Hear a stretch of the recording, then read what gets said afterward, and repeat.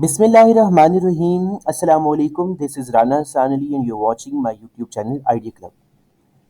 इस लेसन में हम बात करेंगे evaluating text, interpreting visual data. अब आज के लेसन में जो हमारी दो मेन टॉपिक्स हैं, पहला है इंटरप्रेटिंग विजुअल डाटा और दूसरा है हाउ टू मेक कंपैरिजंस।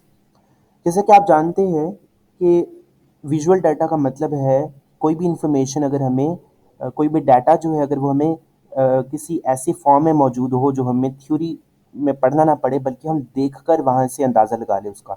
तो वो ग्राफ्स की सूरत में हो सकता है, वो चार्ट्स की सूरत में हो सकता है, डायग्राम्स की सूरत में, टेबल की सूरत में हो सकता है या किसी नक्शे की सूरत में हो सकता है। आमतौर पर किताबों में आपको नक्शे नज़र आते हैं, ग्राफ्स और टेबल्स आपको मिलते हैं। अब असल में दो चीज़ें हमें यहाँ सीखनी होती है। पहली ये कि वर्ड्स को आपने किस तरह से ग्राफ्स में चेंज करना है, टेबल्स में चेंज करना है, यानी जो आपकी थ्योरी है उसको आपने किस तरह से विजुअल्स में कन्वर्ट करना है। और दूसरा ये है कि कुछ आपको कॉमन एड्स सीखने पड़ेंगे, कुछ ऐसे आम उसको जो आपका टेबल होता है, ग्राफ होता है, उसको रीड करने के लिए कुछ स्केल होते हैं, वो आपको रीड करने पड़ते हैं। कुछ सैम्बल्स होते हैं जिनके मतलब आपको पता होने चाहिए, फिर आप उसको सही तरह से रीड कर सकते हैं। तो इसकी ज़रूरत क्यों पेश आई है? क्योंकि आमतौर पर ये देखा गया है कि स्टूडेंट जो है वो अगर उसको पढ़ाया जाए, कोई एक टॉपिक पढ़ाया जाए घंटे का, तो वो 24 घंटे के बाद उसमें से 75% भूल जाता है और 48 घंटों के बाद उसमें से सिर्फ उसको 15% याद रहता है। तो हमने ये देखा है कि विजुअल डाटा जब बच्चों को दिखाया जाता है तो और दोबारा जब वो बार बार रिपीट करवाया जाता है तो 70 से 85% तक वो चीज़ों को याद रख सकता है। इसीलिए ग्राफ की मदद से, डायग्राम्स की मदद से आपको आपकी बुक्स में चीज़ें दिखाई जाती है। फॉर एग्जाम्पल, अब हमने जो ऊपर बात की है उसी को देखें ग्राफ की सूरत में। अब देखें, यहाँ देखिए बताया हुआ है कि 24 घंटे के बाद जो 75% है वो भूल गया है, सिर्फ 25% रह गया है, और 48 घंटे के बाद सिर्फ जो है वो 85% तक भूल गया है और 15% जो है वो तकरीबन रह गया है। और अगर रिव्यू करेंगे तो वो बेहतर हो सकेगा। अब ज़रा कुछ तरह के विजुअल एड्स देख लेते हैं। पहला है टेबल्स। टेबल्स जो है वो न्यूमेरिकल इन्फॉर्मेशन को हमें मदद देते हैं। न्यूमेरिकल इन्फॉर्मेशन को समझने के लिए आपके जो रिजल्ट कार्ड बने होते हैं वो टेबल्स की फॉर्म में बने होते हैं। या मैथमेटिक्स में, फिजिक्स में, केमिस्ट्री में आपने टेबल्स देखे होंगे, वैल्यूज़ के लिए टेबल्स होते हैं। तो टेबल्स जो है वो एक ही नज़र में आपको तमाम न्यूमेरिकल इन्फॉर्मेशन दे देते हैं। टेबल को रीड करने का कोई तरीका होता है। पहले नंबर पर आपने उस टेबल का टाइटल पढ़ना होता है कि वो किस बारे में है। फर्ज करें वो रिजल्ट कार्ड है, फिर आपने उसका फुट नोट पढ़ना होता है, फुट नोट कि आखिर में क्या लिखा हुआ है, द स्टूडेंट हैज़ पास्ड, फर्ज करें ये लिखा हुआ है। उसके बाद आपने देखना होता है कि क्या इसकी इंफॉर्मेशन रिलायबल भी है या नहीं है, क्या ये काबिल भरोसा है या नहीं है। इसके बाद आपने ये हर हेडिंग की हर कॉलम की हेडिंग पढ़नी होती है। जैसे फिजिक्स की अलग हेडिंग है, केमिस्ट्री की अलग हेडिंग है। फिर वहाँ पर आपको नंबर्स की फॉर्म में, पैसों की फॉर्म में, वेट्स, परसेंटेजेस, डेट्स की फॉर्म में, सेक्स की फॉर्म में या दूसरी फॉर्म्स में आपको वहाँ पर एक नंबर दिया गया होगा, वैल्यू दी गई होगी। फिर आपने आखिर में उन तमाम फिगर्स को रीड कर लेना है केयरफुली और उनको इंटरप्रेट करना है एक्यूरेटली। तो इस तरह से आप किसी भी टेबल को पढ़ सकते हैं। आपके सामने देखिए टेबल एक बनाया हुआ है। खैर ये बड़ा ही एक धुंधला सा ब्लर टेबल है।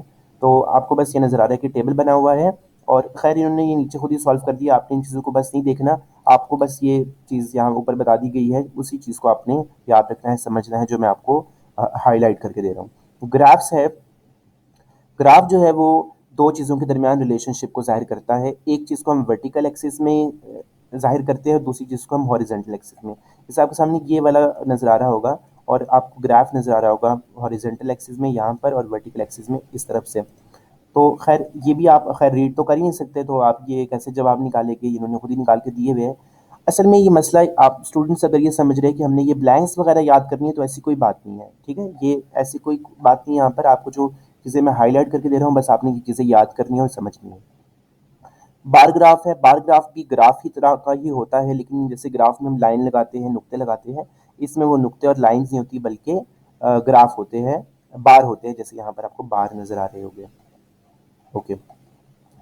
इसके बाद यहाँ पर मैप होता है हमारे पास, हमने मैप रीड करना होता है।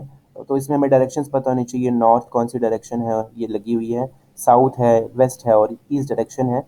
और फिर हम ग्राफ को इसको मैप को रीड करते हैं और फिर हमसे अगर सवाल पूछे जाए तो हम उसको जवाब देते हैं। इसके बाद है चार्ट। चार्ट होता है पाई चार्ट्स होते हैं इस तरह के 70%, 80%, ठीक है। जैसे आपके LMS पर आपका जो सिलेबस है उसका चार्ट गिवन होता है, तो ये चार्ट्स होते हैं, इनको भी रीड किया जाता है। और अब चलते हैं हम अपने दूसरे हिस्से पर अपने चैप्टर के, वो है मेकिंग कंपैरिजंस। कंपैरिजंस कैसे करने हैं दो चीज़ों के दरमियान में, अगर हमने मुकाबला करना है या दो से ज़्यादा चीज़ों के दरमियान में, तो कैसे करना है। पहला तरीका है कि अगर हम आखिर में ER लगा दें और EST लगा दें तो कंपैरिजन बन जाएगा, लेकिन शर्त है कि जो वर्ड है जिसका हमने कंपैरिजन करना है वो एक सेलेबल वाला होना चाहिए। सेलेबल का मतलब है कि जब आप उसको पढ़ें तो एक ही बात में वो लफ्ज़ पढ़ा जाए, जैसे न्यू, ओल्ड, बिग, सून, लेट। आपको रुकना नहीं पड़ा, तोड़ के लफ्ज़ नहीं बोलने पड़े, एक ही सेलेबल में आपने बोल दिया। अब कंपेयर करने के लिए मैंने ER लगा दिया, न्यूअर बन गया, EST लगा दिया, न्यूएस्ट बन गया। तो इस तरह से हम कंपैरिजंस बनाते हैं। दूसरा है by placing the words more and most in front of words with 3 और मोर सेलेबल्स। अगर लफ्ज़ में 3 या 3 से ज़्यादा सेलेबल हो तो उस केस में हमने कंपैरिजन करना हो तो हम करेंगे मोर और मोस्ट। जैसे इंटरेस्टिंग, इसमें देखिए 3 सेलेबल है, इंटरेस्टिंग 3 इसमें, इंटरेस्टिंग 4 इसमें सेलेबल्स है। तो हम इससे पहले मोर लगा देंगे और मोस्ट लगा देंगे तो हमारे पास कंपैरेटिव और सुपरलेटिव डिग्रीज बन जाएगी, कंपैरिजन बन जाएगा। तीसरा तरीका है अगर 2 सेलेबल हो और आखिर में वाई आता हो तो फिर क्या करें, तो फिर वाई को आप IER में कन्वर्ट कर दें और IEST में कन्वर्ट कर दें। जैसे हैप्पी है, हैप्पियर है और हैप्पीएस्ट है, फनी है, फनियर है और फनीएस्ट है। इसी तरह से अगर 2 सेलेबल एडवर्ब हो ending in LY, more and most. अब जैसे ये LY अगर आखिर में आ रहा है, जैसे क्विकली है, स्लोली है, बैडली है, अब यहाँ पर आपने वाई को चेंज करके IER नहीं करना, बल्कि आपने क्या करना है, मोर क्विकली, मोस्ट क्विकली, और इसी तरह से आपने सारा क्लियर करना है। इसके अलावा यहाँ पर हमारे पास लास्ट वाला है, some common 2 syllable adjectives can have either type of formation. अब यहाँ पर हमारे पास कुछ ऐसे वर्ड्स भी होते हैं जिन पे हम मोर वाला कॉन्सेप्ट भी लगा सकते हैं और ER EST वाला भी लगा सकते हैं। जैसे कॉमन है तो मोर कॉमन बन गया, और कॉमनर भी कह सकते हैं, मोस्ट कॉमन और कॉमनेस्ट भी कह सकते हैं।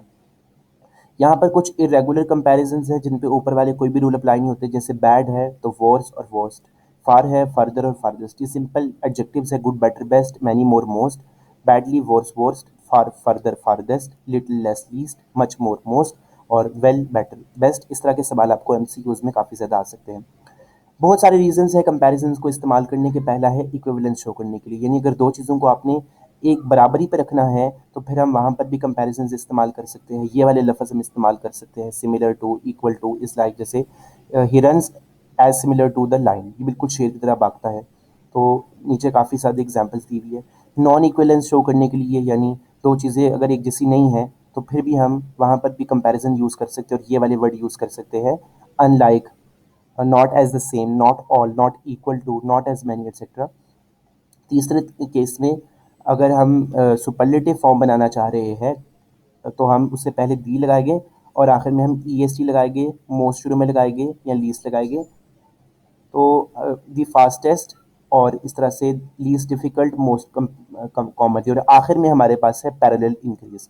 पैरेलल इंक्रीज के केस में ये होता है कि एक चीज़ और दूसरी चीज़ में पैरेलल इंक्रीज आ रहा है। फॉर एग्जांपल एक चीज़ बड़ी है, दूसरी बहुत बड़ी नहीं है बल्कि उससे बड़ी है, तो बिग बिगर, तो या दी मोर कम्प्लेक्स, तो इसमें ऊपर वाले रूल सारे अप्लाई हो गए। अब यहाँ पर आपके सामने एक्सरसाइज गिवन है और इनके आंसर्स भी आपको दिए गए हैं। फिर भी अगर आपको समझ ना आए तो प्लीज़ काइंडली इन एक्सरसाइजेस के आंसर्स, अगर आपको कोई डाउट है तो आप कमेंट बॉक्स में आकर मुझसे पूछें। इंशाल्लाह ताला आपको इन सब के आंसर्स मैं आपको जल्द ही दे दूँगा। उम्मीद करता हूँ ये लेक्चर आपके लिए काफ़ी हेल्पफुल होगा। अगर आप मेरे चैनल पर नए हैं तो प्लीज़ मेरे चैनल को सब्सक्राइब करें और इस वीडियो को लाइक करें। अल्लाह हाफ़िज़।